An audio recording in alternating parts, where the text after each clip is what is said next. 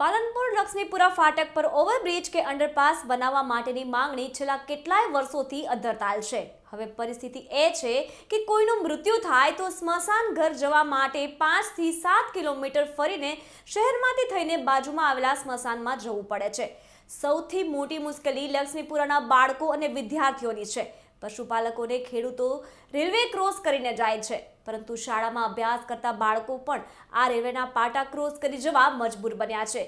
જીવના જોખમ વચ્ચે અભ્યાસ કરતા વિદ્યાર્થીઓ અને પશુપાલકો સતત મોતનો ડર મંડરાઈ રહ્યો છે। તેમની માંગણી છે કે હેમખેમ પ્રકારે આ રસ્તો ચાલુ થવો જોઈએ।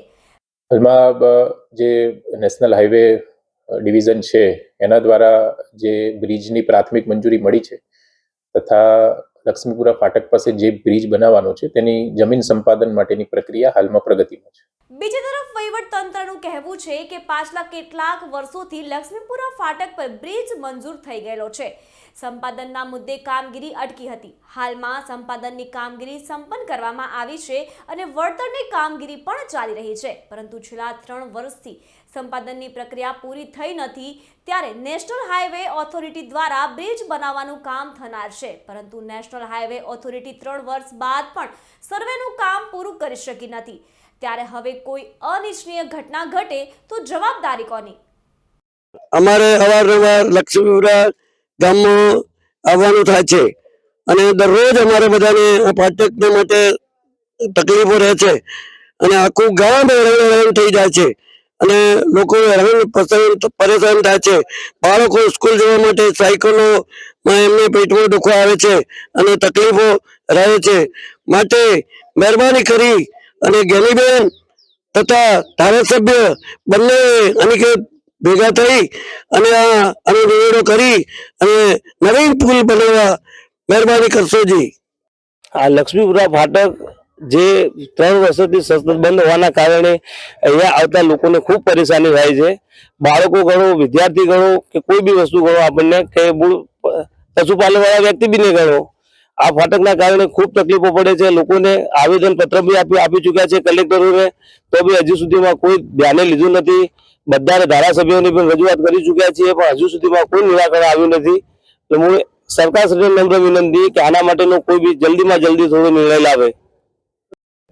અહીં અમે કેટલાય વર્ષોથી અહીંથી ફાટક કુદાડીને જઈએ છીએ અને અમે બજારમાંથી જઈએ તો અમને લાંબુ પડે, એટલે અમે અહીં સરકારને વિનંતી કરીએ કે અહીં પુલ બનાવે કે અંડરગ્રાઉન્ડ રસ્તો બનાવે, તેથી અમારા જેવા કેટલાય વિદ્યાર્થીઓ સરળતાથી જઈ શકે અને અમે અકસ્માતનો ભોગ ના બનીએ।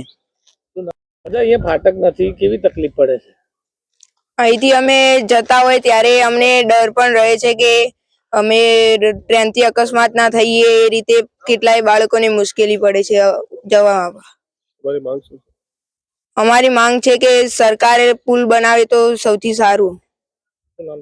જગાનિયા જીલ બેચરભાઈ મારું નામ છે। મુશ્કેલી બરોબર સરકાર કોઈ નોમત લે છે। સરકારને તો બ્રિજ બનાવવો નહીં, એમને તો ચૂંટાવવું એટલે ચૂંટવા માટે વોટ લેવા માટે આવી જાય।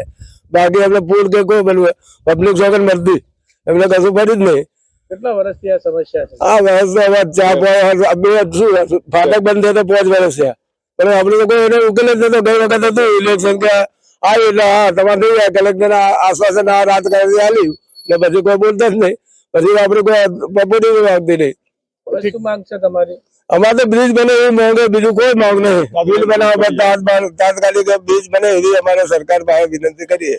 રજૂઆતો કરી તમે? કેટલી રજૂઆત કરી, પણ એનો કોઈ ઉકેલ જ નહીં આવતો। સર્વે બી થઈ ગયા, લોકોને પૈસા બી આપી દીધા, પછી કોઈ બ્રિજ બનાવવાનું નામ જ નહીં લેતા। શું નામ તમારું? હીરાભાઈ નરસિંહભાઈ ફુલાણી। પૂરા ફાટક બંધ છે, જેને લઈને મુશ્કેલી પડી રહી છે, કેવી મુશ્કેલી છે? મુશ્કેલીમાં જુઓ, પહેલા તો પ્રશ્ન આ સ્કૂલના વિદ્યાર્થીઓ ભણવા આવે જોખમકારક છે। એક આખું ગામ ખેતીવાડી સંકળાયેલું, પશુપાલનના ધંધાથી સંકળાયેલું, દરેકને ડેરીમાં દૂધ આપવા આવવું જોઈએ। બધા ઉંમર ઘણી વખત બધા જવાનના ઉંમર વાળું હોય, કોઈ રેલમાં પડે ભાગે, આ બધી ઘણી મુશ્કેલીઓ થાય છે। અમે 4 દિવસ પહેલા જે ભાઈ ત્યાં પડી ગયા તો ફ્રેક્ચર કર્યું છે। કેવી તકલીફો પડે છે?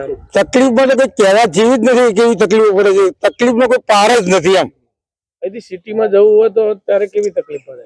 સિટીમાં જવું હોય તો પહેલા તો પ્રશ્ન એ છે પેલું ફાટક બંધ હોય, ફાટક બંધ હોય તો પછી ઊભું રહેવું હોય 2 કલાક 3 કલાક 1.5 કલાક, આવી બધી ઘણી પરિસ્થિતિઓ મુશ્કેલીમાં છે। રજૂઆતો તો સાહેબ કરવામાં કોઈ બાકી જ રાખ્યું નથી।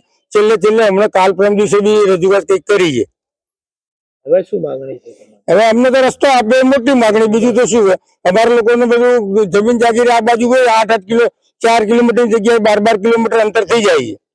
કાચા રસ્તામાં આવવું જવું ઘણી મુશ્કેલીઓ છે. શું નામ તમારું? પટેલ વેલાભાઈ બચેભાઈ.